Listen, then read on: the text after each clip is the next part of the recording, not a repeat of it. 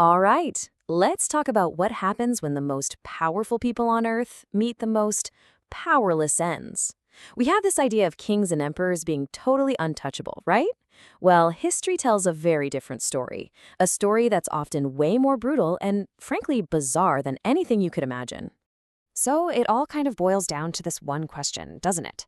What is the real price of a crown? Is it just about wealth and power, or is it something a whole lot darker?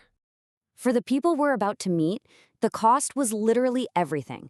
Their dignity, their bodies, and their lives, all lost in the most horrific ways. Let's get into it.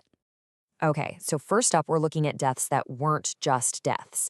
They were public performances designed to completely humiliate and destroy a ruler in front of the very people they used to rule. In our first case study, the Byzantine Emperor Andronikos I.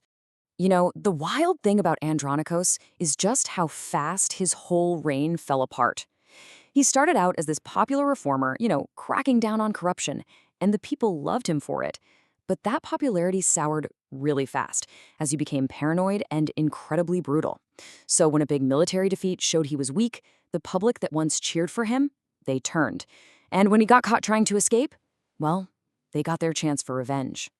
And that revenge was just savage. I mean, for 3 straight days, the mob put him through unbelievable torment. This wasn't a quick execution. This was a slow, public dismantling of a human being. The final scene, where he's hung upside down at the hippodrome and basically used as a human pincushion by soldiers, it's got to be one of the most brutal ends for any ruler ever. Mob justice is one thing, right? It's chaotic. But a formal state execution? That's supposed to be precise, almost clinical. So what happens when it goes horribly, horribly wrong?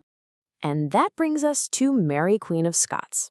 After she was caught up in a plot to assassinate her cousin Queen Elizabeth I, she was found guilty of treason. The sentence was death by beheading. She faced her end bravely, but the executioner, he was not nearly as ready. The executioner's first swing was a total miss. Seriously, instead of a clean cut to the neck, the axe slammed into the back of her head. Just a horrifying mistake that started this whole gruesome ordeal. So he swings again. This second blow gets a lot closer, almost taking the head clean off, but not quite. It was left hanging on by just a single piece of sinew. It's just awful to even think about. It actually took a third final hack to finish the job, but the horror wasn't over. When the executioner finally lifted her head to show the crowd, her famous red wig fell off, and everyone saw her real hair underneath was short and gray. What a final, shocking indignity. All right, so we've seen the public spectacles. Now let's shift gears to rulers who didn't die in front of a crowd, but instead suffered these incredibly humiliating fates while they were captives, their downfall becoming a trophy for their enemies. I mean, this slide says it all, right? From ruler to ruin. You've got Emperor Valerian, commander of Roman legions, the most powerful man in the world, reduced to being a slave. He was the first Roman emperor ever captured in battle. That's a huge deal. The Persian king Shapur I supposedly used him as a human footstool to get on his horse. And the final insult? After Valerian died, Shapur had him skinned, stuffed with straw, and put on display. The symbol of Roman power became a literal trophy. But an enemy's cruelty is one thing. Sometimes the most terrifying end is the one that's just random. A tragic, bizarre accident born from the strangest circumstances. So let me introduce you to Charles II of Navarre. And get this, his nickname was Charles the Bad. Tells you all you need to know, really. By 1387, he was so sick he couldn't even move his arms or legs. So his doctors came up with a creative treatment, and a very, very flammable one. Okay, you can't make this up. The plan was to wrap the king from head to toe in cloth soaked in brandy. An attendant had to sew him into this boozy cocoon. When she got to the last stitch, she couldn't find her scissors, so she made a truly terrible decision.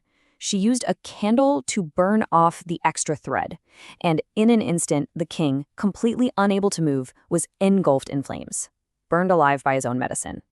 So, after all of those horrific stories, what's the takeaway? What do these grisly ends actually teach us about power itself? I think it really just boils down to this. The higher you sit, the harder you fall. These stories are like the ultimate cautionary tales, right?